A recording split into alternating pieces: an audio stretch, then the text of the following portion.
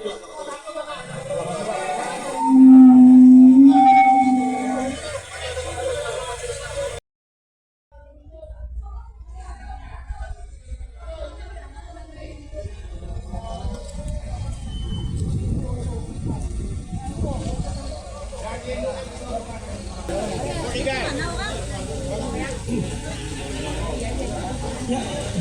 ke depan dulu.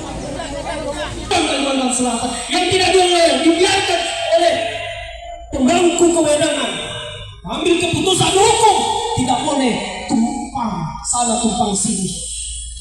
Hari ini bapak-bapak mungkin selalu bicara terkait kebenaran, bapak-bapak sekalian mungkin selalu bicara terkait keadilan, dan kehadiran dan kebenaran itu hari ini kami sampaikan dan kami pertanyakan mana keadilan itu. Keadilan apakah tegak di Kalimantan Selatan, terutama di Polda Kalimantan Selatan ini. Kami meminta penegakan hukum terhadap oknum-oknum pelajar pendidikan, mempermainkan pendidikan, mempermainkan hukum itu sendiri, atau mempermainkan harga diri jabatan bapak sekalian. Kalau ini tumbuh subur dibiarkan, ini akan menjadi kekacauan yang luar biasa, karena ini adalah masuk terkait dengan organisasi P3HI yang juga hari ini banyak advokat-advokat yang menjadi korban dari kebinasaan, dari kepalsuan yang tumbuh subur itu. Kita tidak ingin biarkan itu. Kami minta tegakkan seadil-adilnya sebagaimana prosedur dan ketentuan hukum yang berlaku di negara Kesatuan Republik Indonesia. Tidak kali ini untuk menaikkan status tersangka sebagaimana apa yang disampaikan oleh Bang Dahar. Beliau tahu betul sejarah terkait. Coba diangkat Bapak Ibu sekalian, kita angkat. Kurang apa lagi? Bukti, surat dan lain sebagainya yang harus menjadi dasar Bapak sekalian untuk menindak itu. Kita tidak ingin ini, Bapak Ibu sekalian, orang-orang yang berpendidikan, anak Bapak punya pendidikan, tetapi ketika ada yang mencoba memanipulasi kebohongan, memanipulasi ijazahnya sendiri, itu adalah bagian dari titik kecil menghancurkan anak bangsa kita, termasuk saya sebagai anak muda yang hari ini turun untuk memperjuangkan sebagaimana mestinya. Kira-kira begitu. Perlu diketahui bersama bahwa buntut panjang dari adanya ijazah palsu ini adalah perampasan tanah masyarakat. Itu yang menjadi buntut panjang. Kenapa kemudian ini menjadi urgent? Karena P3HI melahirkan pengacara, kemudian pengacara itu membela masyarakat, kemudian perusahaan yang menjadi lawan dari masyarakat pun melakukan pengancaman kepada Asbihani akan dibongkar ijazahnya. Tawarannya apa? Dia mengkriminalisasi banyak advokat mengenai itu. Lahan masyarakat di Kota Baru itu dirampas karena pengacaranya dikriminalisasi, dibantu oleh Asbihani, adalah buntut panjang dari ijazah palsu. Ini bukan persoalan dia menjadi ketua apa segala macam, ini bukan persoalan dia jadi dosen segala macam, tapi buntut yang dilahirkan itu penderitaan masyarakat yang tadinya akan dibela oleh pengacara-pengacara top akhirnya menjadi tidak karena dengan adanya dikriminalisasi tadi. Jadi kami meminta agar kiranya tidak terjadi buntut-buntut yang lain-lain lagi, buntut-buntut yang panjang lagi. Kami meminta dilakukan penangkapan terhadap saudara Asbihani Idris dan Wijiono karena dua orang ini telah melakukan kriminalisasi dengan cara memberikan kesaksian palsu di dalam persidangan di Pengadilan Negeri Kota Baru. Bukan cuma soal dia bikin ijazah, tapi karena dia tidak mau ijazahnya terungkap, maka kemudian dia bersaksi palsu di bawah sumpah. Dia mengkriminalisasi Memang Salib, dia mengkriminalisasi Ketut Buderana. Banyak yang menjadi buntut. Bukan cuma kalau dia punya gelar terserah, kita tidak iri dengan gelarnya, tapi buntut dari gelarnya yang bikin kita sakit. Masih persoalannya adalah persoalan yang panjang sebenarnya.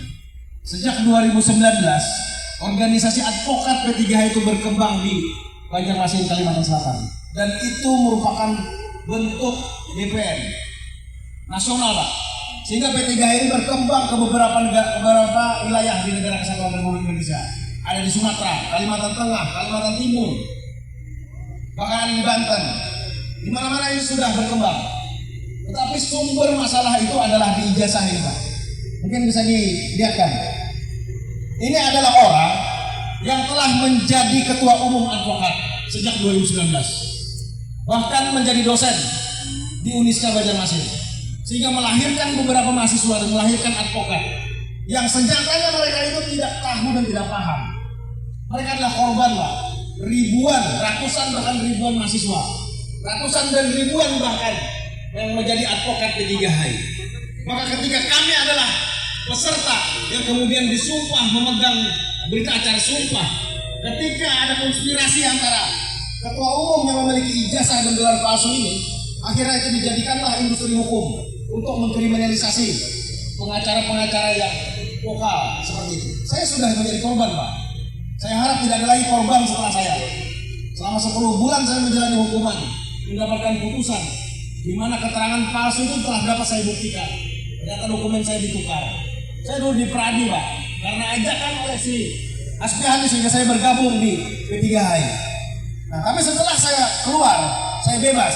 Apakah itu akan menutup mulut saya untuk berbicara? Tidak, Pak, karena saya terlahir dari aktivis sejak tahun 2015. Dan di sini di tahun 2022, 2023 saya menemukan fakta.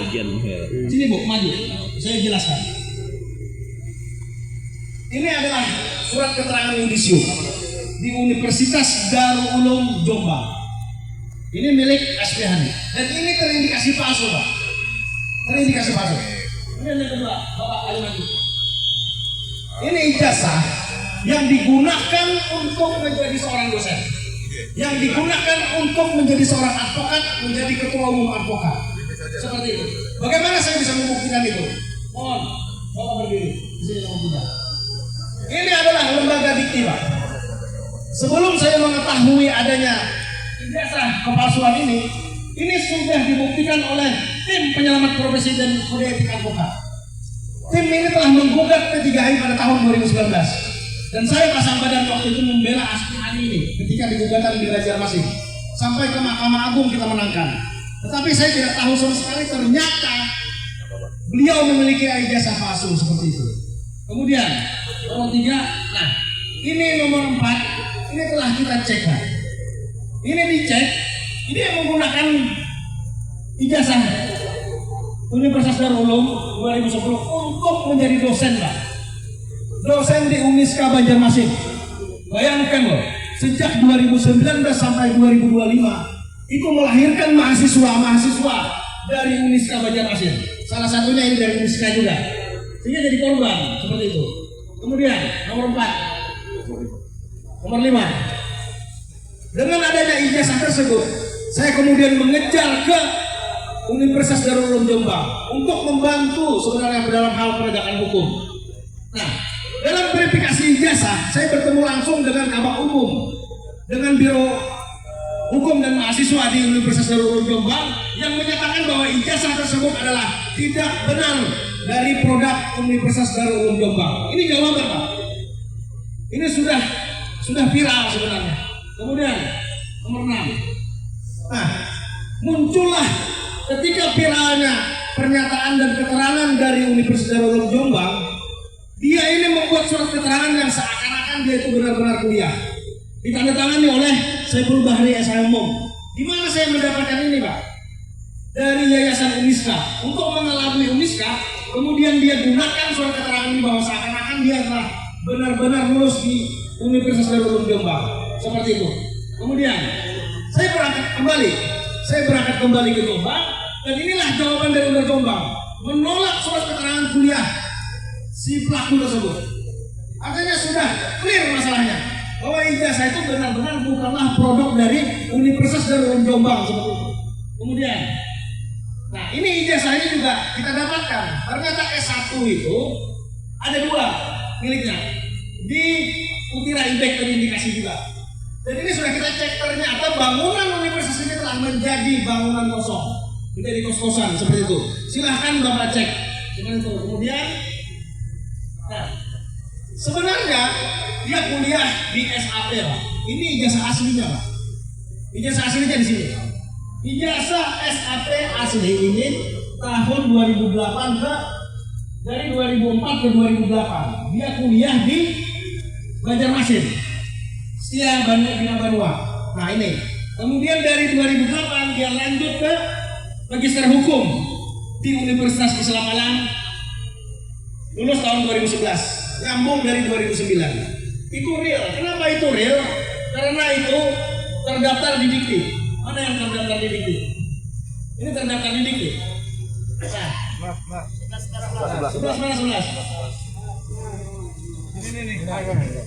Ini setelah dicek bahwa sejak 2004 ke 2008 dia lulus sejak 2004 sebagaimana ijazah tadi. 2009 ke 2011 itu benar dia lulus di Universitas Islam Malang. Sederhana saja sebenarnya untuk membuktikan itu. Coba yang maju yang ijazah dari maju. Maju. 2004 ke 2008 itu adalah SAP-nya. 2009 ke 2011 adalah magister hukum. Maka sebagaimana dia membagi tubuh dari 2006 ke 2010 dia kuliah di Jombang. Nggak ada Pak dulu tuh program online Pak. Sejak zaman COVID baru ada. Tidak dibenarkan jika dia bisa membagi tubuh. Sebenarnya simpel untuk membuktikan ini. Penyidik sudah bisa sebenarnya mempertanyakan bagaimana dia membagi tubuh gitu. Dari Banjarmasin ke Jombang akan terbentur dengan 2 ijazah itu Pak. Betul tidak? Jadi mudah Pak. Ini hanya kami dari rakyat yang membuktikan, apalagi Bapak polisi seperti itu. Sangat simpel Pak. Waktu ada sekitar hampir 6 bulan untuk membuktikan, masih dalam proses lidik Pak. Saya waktu dikriminalisasi Pak, setelah LP 10 hari saya langsung jadi tersangka. Bayangkan Pak, tidak pernah saya lakukan dalam hal pembuatan surat magang. Seperti itu. Ini sudah 6 bulan Pak tidak dilakukan status tersangka. Bahkan saya yang harus berangkat ke sana. Lanjut. Nomor 12. 12. Jadi mana? Jadi saya. Jadi Ramdhani adalah salah satu korban yang ikut pendidikan khusus profesi advokat, yang ikut ujian profesi advokat, yang juga ikut pengangkatan advokat dan kemudian disumpah di Samarinda di Kalimantan Timur. Ini dokumennya Pak. Yang bertanda tangan semua di sini adalah 2 orang ini, sarjana hukum dan magister hukum Wijono dan Asbihani. Faktanya Pak, orang ini ternyata kuliahnya juga dipertanyakan. Lantas bagaimana dengan dokumen ini Pak? Ribuan orang yang telah mendapatkan PKPA UPA ini, dan ini menjadi komersil. Silahkan tanya berapa Anda habis untuk membuat ini? Habis 20 juta. 20 juta Pak. Bayangkan, ketika dia membela masyarakat, ketika dia berjuang terhadap masyarakat, kemudian ada ladang konspirasi industri hukum, maka dibenturkanlah dengan ijazah itu untuk mengorbankan salah satu ini Pak. Itu sudah saya alami gitu. Bayangkan jika itu terjadi dengan ratusan bahkan ribuan advokat yang telah lahir di P3HI. Seperti itu. Nah ini bayangkan, coba dengarkan dari Dedi ini. 20 juta Pak. Kalikan ribuan orang. Kalikan. Dan sampai hari ini terus menebar, terus berkembang organisasi ini. Ini tidak bisa dibiarkan Pak. Ini masalah penegakan hukum. Di mana hukum itu harus terang seterang-terang cahaya. Seperti asas yang ada yang telah kita pelajari di bukunya. Seperti itu kan Pak? Betul tidak? Kemudian nomor 13. Hari ini saya ungkap Pak. Tidak mudah untuk membuktikan ini. Beda dengan Pak Presiden. Yang mantan presiden itu diobrak-abrik, dipertanyakan ijazah. Karena universitasnya membenarkan. Kalau ini universitasnya tidak membenarkan Pak. Gitu loh. Nah, ini laporan Dedi dari laporan polisi nomor 120 dan 121 terhadap Asbihani dan Wijono. Siapa juga Wijono ini? Ini juga sekjen di P3HI Pak. Sekjen P3HI ini semua tanda tangan dia gitu. Makanya magister hukum. Magister hukum ini juga ternyata dia tidak memiliki gelar yang sah. Dia tidak pernah diwisuda Pak. Tidak ada wisuda terhadap si Wijono ini. Jadi ini palsu Pak. Bayangkan ketika seseorang yang ingin menegakkan hukum dilahirkan oleh seorang penjahat, Pak. Maling, Pak. Seperti itu. Nah, kemudian 14. Ini juga sama terhadap laporan Asfiani nomor 120. Sudah dilaporkan. Kemudian setelah itu ada 15 naik. Seperti yang saya sampaikan tadi bahwa Sekjen P3HI juga magister hukumnya dipertanyakan. Sekolah tinggi ilmu hukum dikeluarkan 2023. Lantas menggunakan titelnya untuk menandatangani sertifikat PKP gelar akademik, sertifikat akademik, Pak. Dan itu berbahaya. Ada di dalam undang-undang Diktas. Bapak semua sudah tahu lah kalau kita bicara hukum.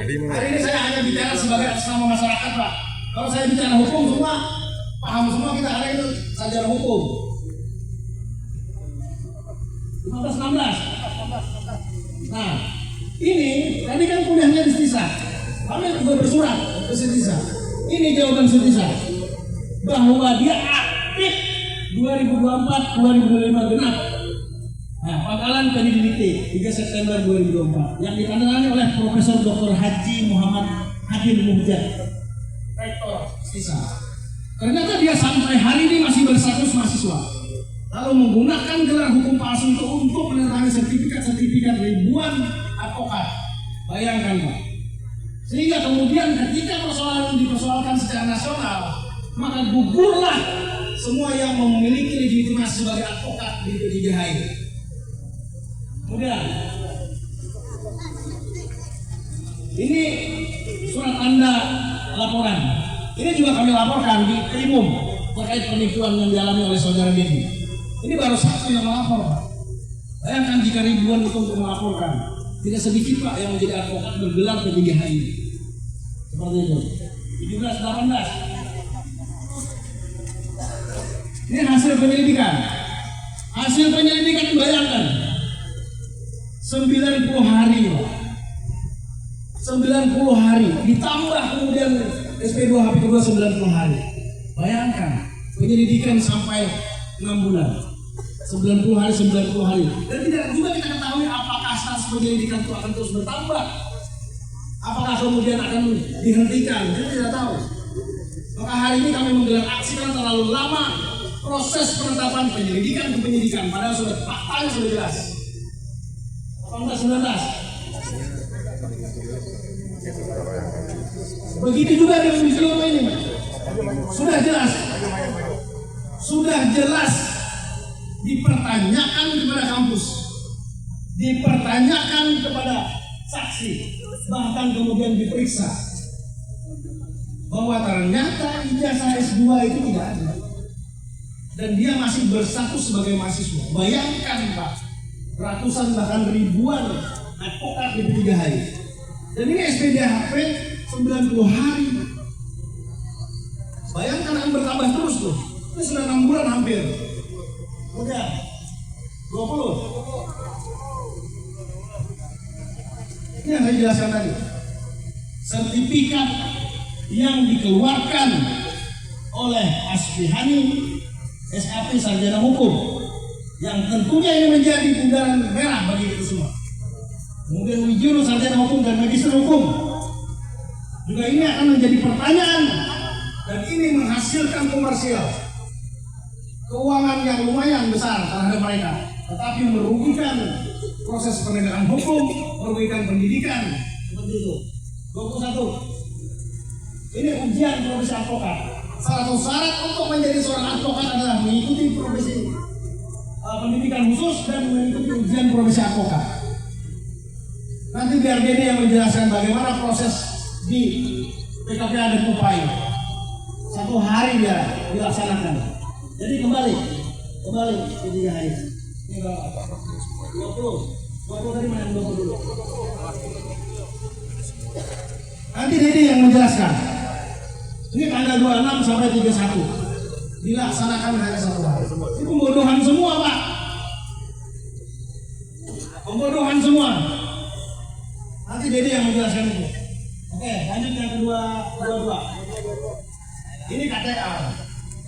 KTA ini sejak 2011 2020 dia disumpah sampai 2025 ini sudah 6 KTA yang diterbitkan oleh mereka berdua ini.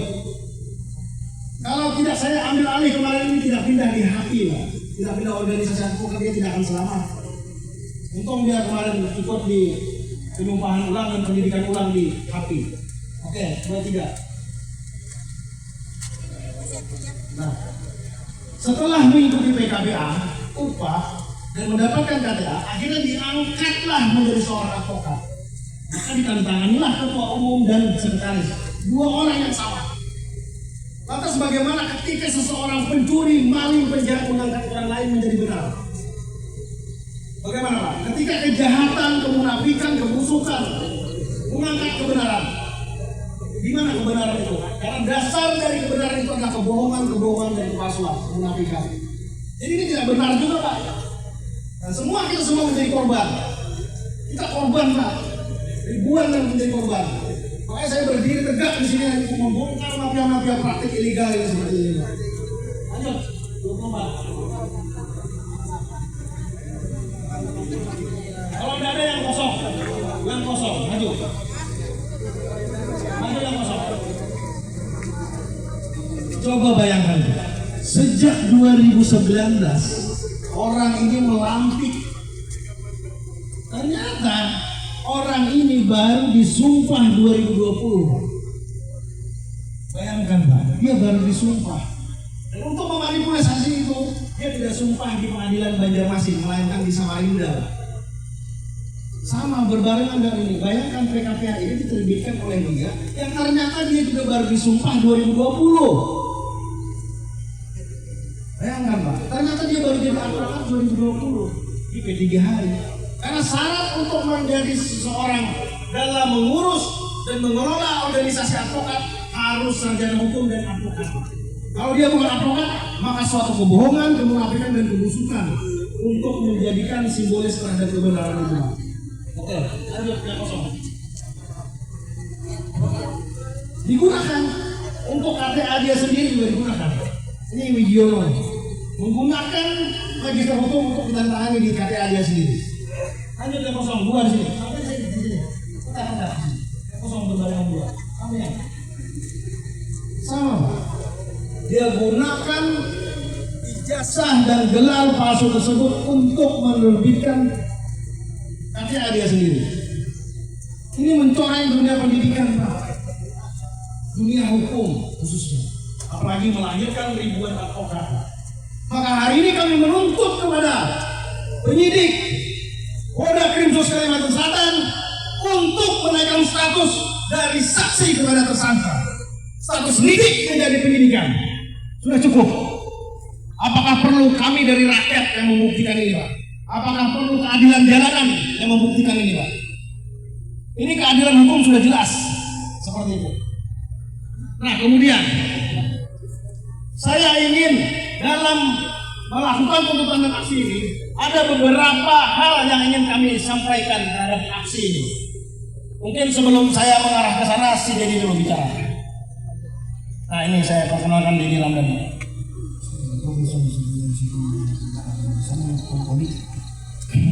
Sebagai seorang yang terzalimi, sebagai seorang yang menjadi korban, saya mengutuk keras yang namanya SPN. Saya menghimbau kepada kawan-kawan yang sudah diracuni oleh Aspiani. Cara mengobatinya hanya gampang. Buka mata kalian, lihat ijazah Aspiani seperti itu.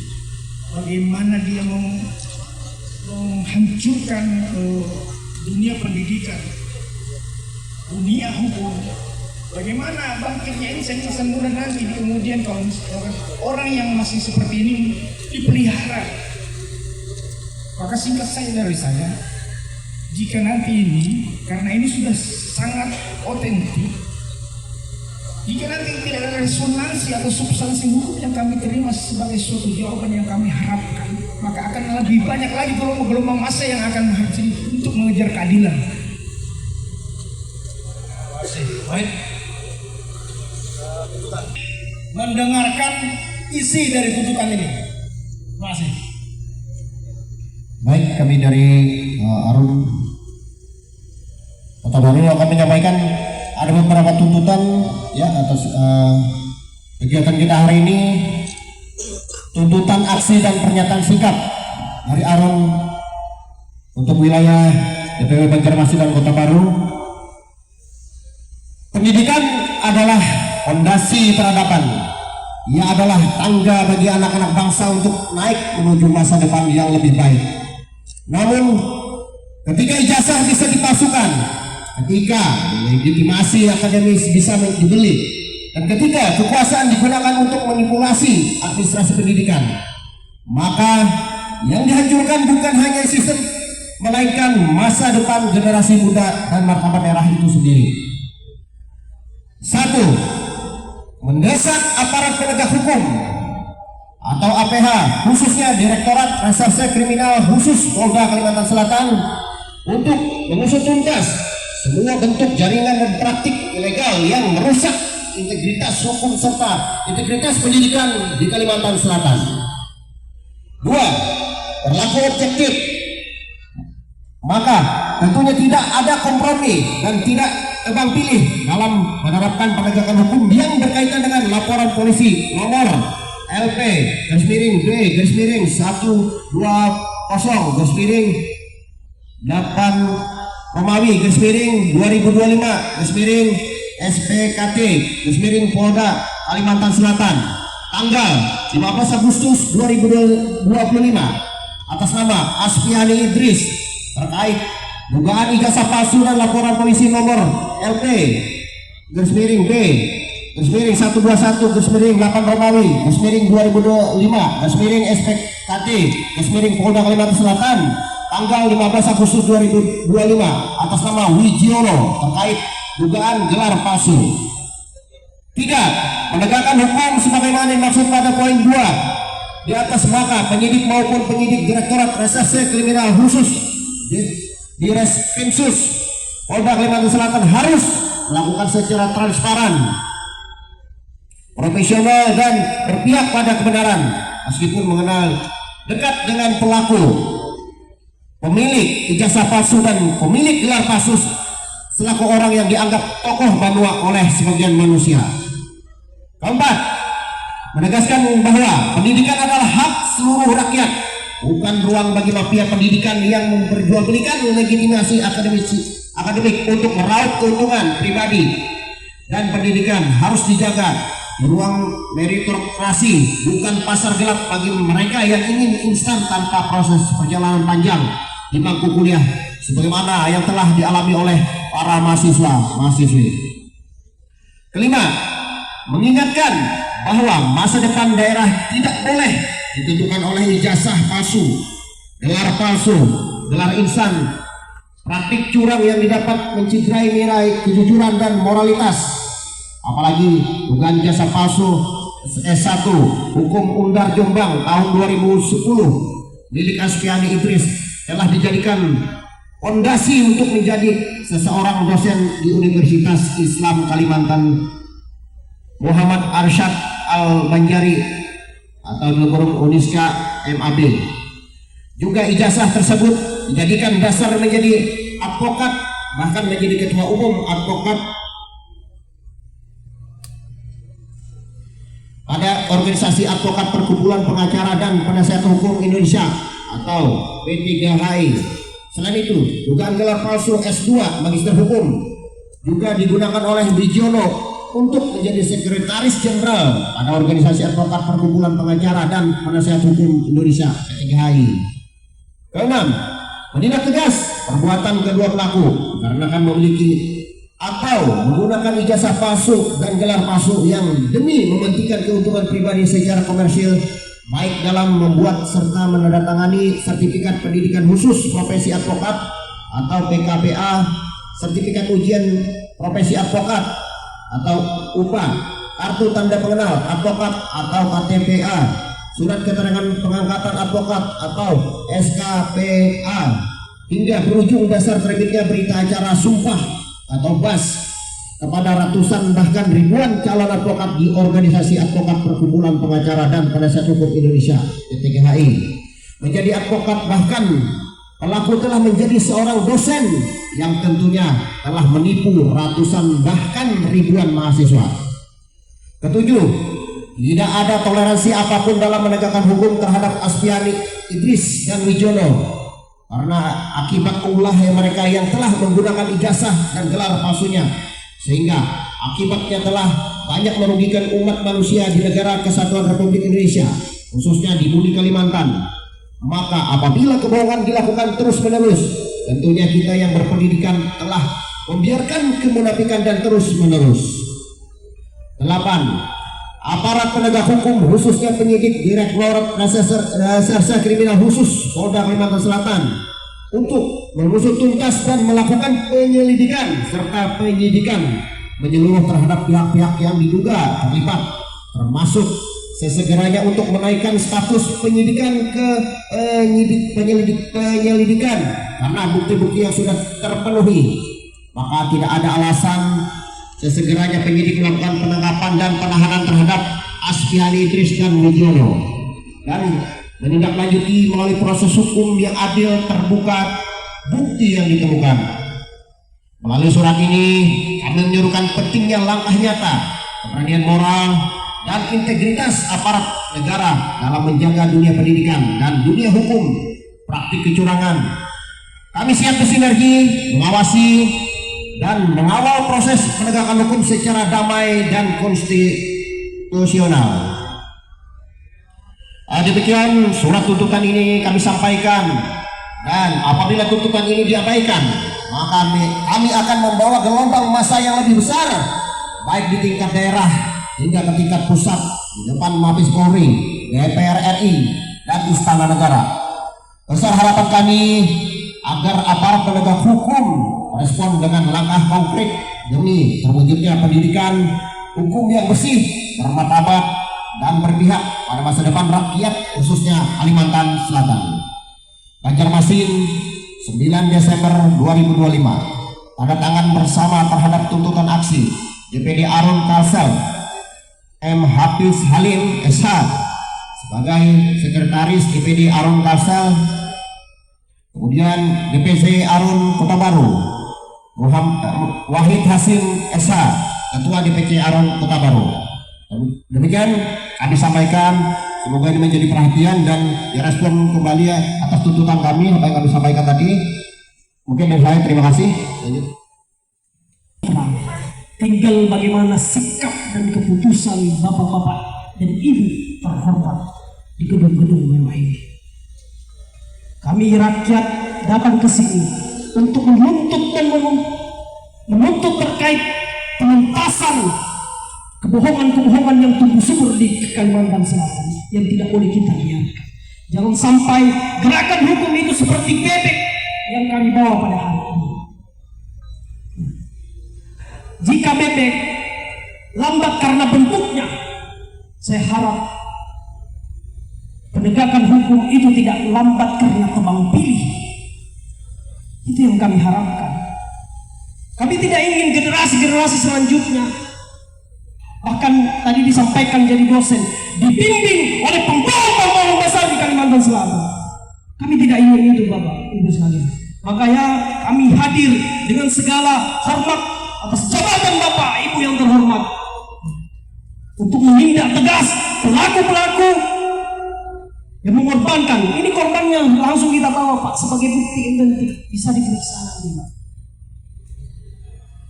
Ini mungkin sebagai simbol ya, yang akan kami serahkan ke Bapak sekalian untuk mengingatkan Bapak bahwa gerakan Bapak itu lambat memang. Kita kritik semua terkait instansi-instansi yang seharusnya bergerak cepat. Tapi pada faktanya Bapak Ibu yang terhormat dengan segala fasilitas yang dibiayai oleh rakyat itu sendiri ternyata lambat, Pak. Hampir 6 bulan. Tetapi ketika rakyat kecil ditindak orang-orang besar, cepat prosesnya, Pak. Ini bagian dari kritik dari penegakan hukum untuk kepolisian juga. Kita harus sadar diri. Mereka sudah berkeringat mencari nafkah untuk anak dan istrinya, membayar pajak. Untuk apa? Untuk bagaimana Bapak di dalam menjalankan tugas Bapak, di dalam menjalankan kewenangan Bapak, tidak pernah tebang pilih. Karena ketika tebang pilih, yang dikorbankan adalah mereka. Bayangkan Pak, ketika ada tadi disampaikan oleh teman saya tadi, ada buntut-buntutnya. Karena Pak Habis Salim memperjuangkan matian-matian masyarakat, sehingga ada konspirasi yang dilakukan oleh oknum-oknum tertentu. Bahkan bayangkan Pak, ada oknum BPN membatalkan 700 sertifikat untuk apa? Untuk kepentingan kejahatan korporasi di Kalimantan Selatan. Diam Pak, berapa kali laporan, diam semua. Ini wajah hukum kita di Kabupaten Kota Baru, ini wajah hukum kita di Kalimantan Selatan yang benar-benar tebang pilih Pak. Mereka 700 sertifikat yang sudah dilindungi oleh undang-undang agraria, yang sudah dilindungi undang-undang transmigrasi, karena itu bagian lahan transmigrasi. Yang memperjuangkan siapa Pak? Ini Pak, korban Pak. Saya menyampaikan bahwa terindikasi ada konspirasi di dalamnya, karena terkait kesaksiannya dari Asbihani menjebloskan Bapak Habis Salim ke dalam penjara. Kesaksian palsu itulah yang kemudian hari ini kami sampaikan untuk Bapak tindak tegas. Jangan cuma diam Pak. Ini jangan-jangan harga diri Bapak, ya, harga diri jabatan Bapak ini dikorbankan oleh dua orang ini. Ketika kami sampaikan tidak diusut tuntas, ya jelas keadilan, kebenaran akan mengejar kebohongan-kebohongan itu sampai dimanapun. Ketika generasi ini Bapak tidak tuntaskan, akan ada generasi-generasi yang lahir yang akan menyampaikan kebenaran ini di depan Bapak. Dan ingat Pak, hari ini akan kita pertanggungjawabkan semua terkait kewenangan-kewenangan Bapak. Jangan pongah Pak, jangan ketawa di belakang.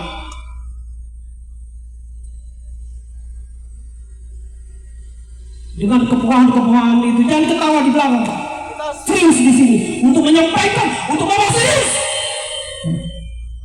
untuk menindak pelaku-pelaku ini, karena mengorbankan. Ini terkait organisasi yang harus kita selamatkan dari penjahat-penjahat dan kebohongan-kebohongan ini.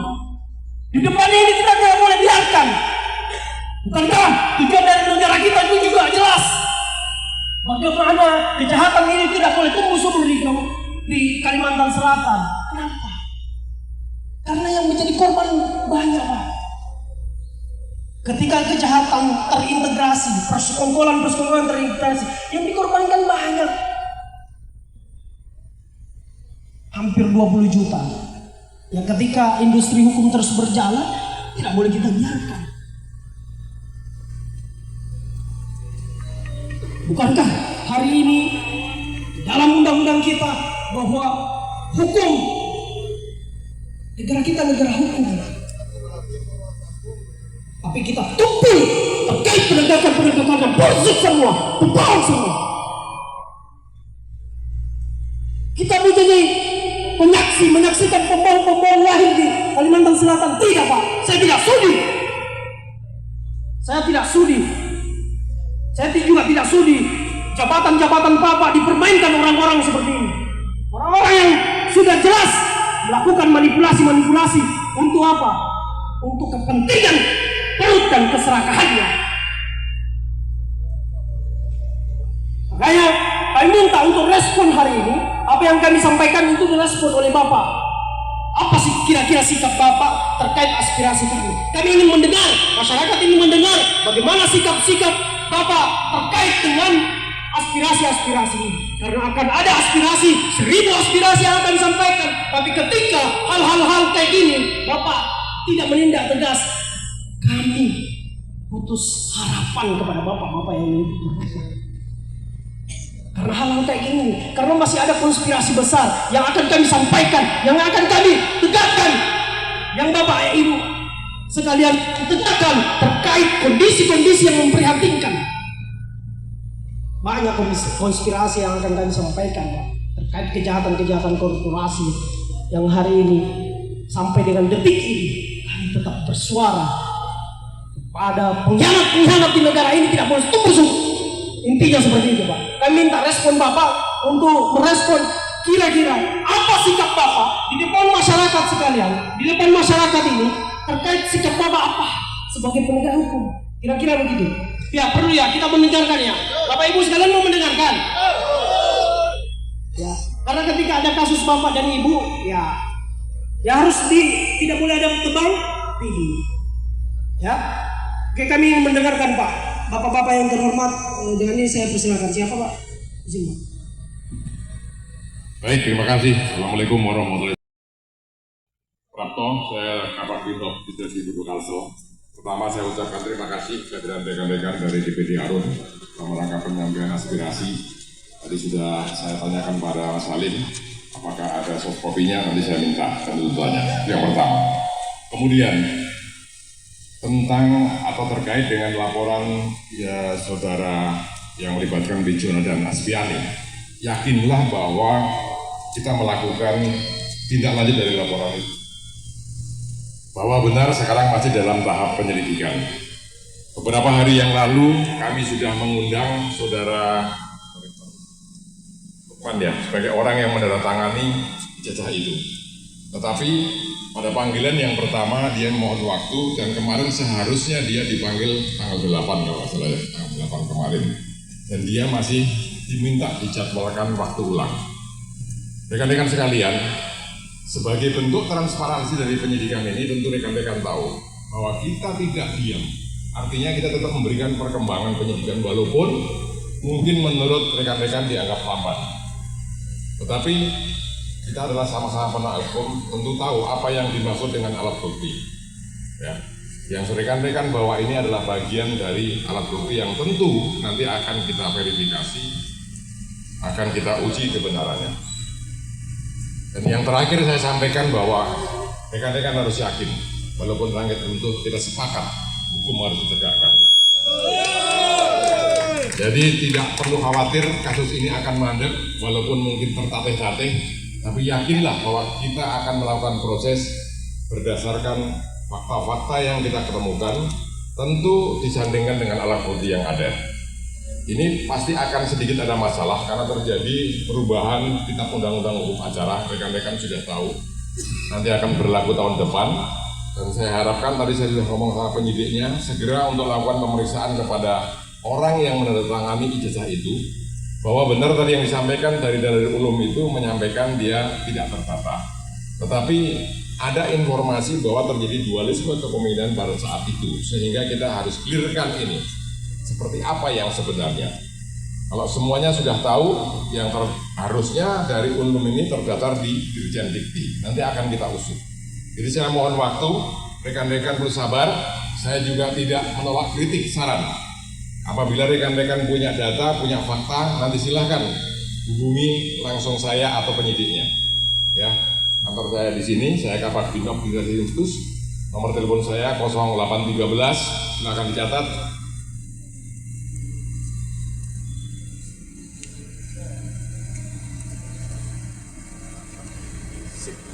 0813 518 27658. Secara periodik saya akan sampaikan perkembangan penanganan kasus ini. Ini sudah akhir tahun. Mudah-mudahan di akhir tahun ini kami sudah dapat jawaban dari Saudara Lukman selaku orang yang menerangkan jasa itu. Lukman ya. Dan kita sama-sama mari berjuang, sepakat saya.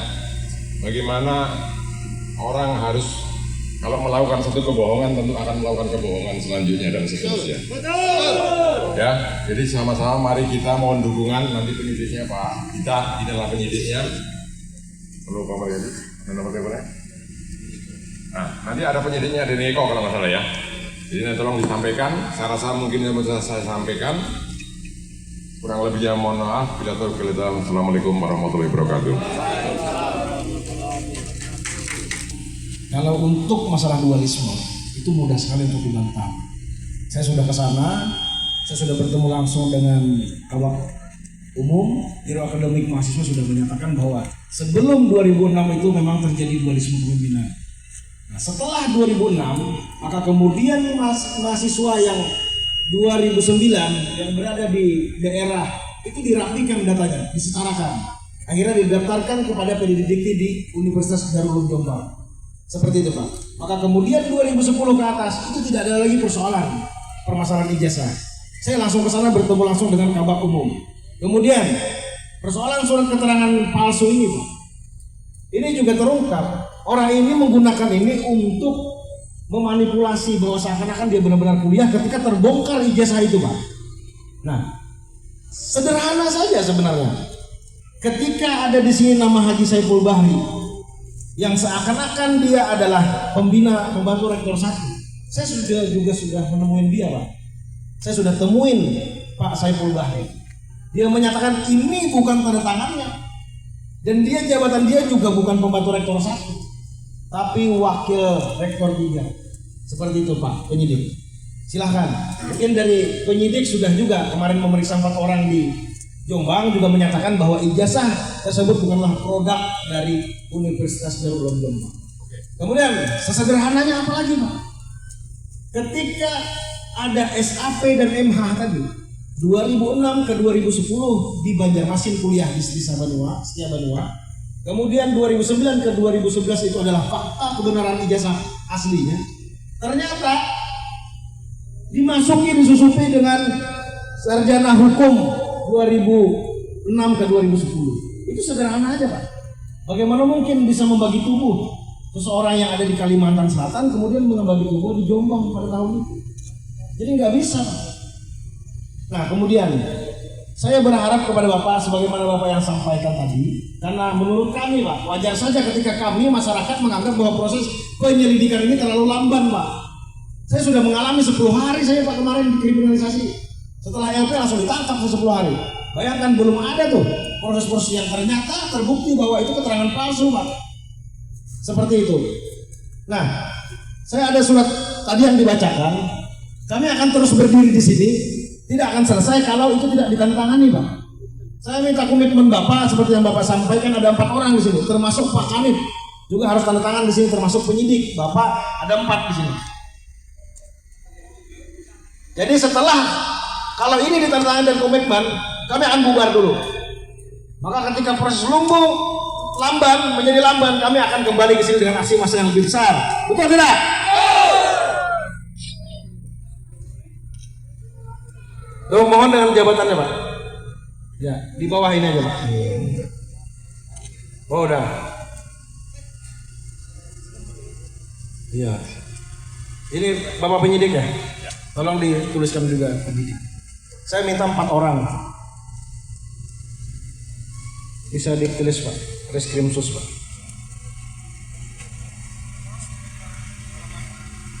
Kemudian ada 2 lagi, Pak. Oh, Kasubdit. Oh, Bapak mewakili gitu. Bisa dituliskan, Pak, catatan di sini, Pak. Komitmen Bapak di sini, Pak. NB aja, Pak, catatan. Nah, jadi catatan apa dari Bapak komitmennya? Ya. Jadi beliau menyatakan bahwa meskipun langit akan runtuh, hukum tetap harus ditegakkan. Jadi dicap itu, didengarkan. Nah, jadi Pak, terima kasih banyak. Kami sangat mengapresiasi Bapak hari ini mau menerima kami. Nah, kemudian ini, Pak,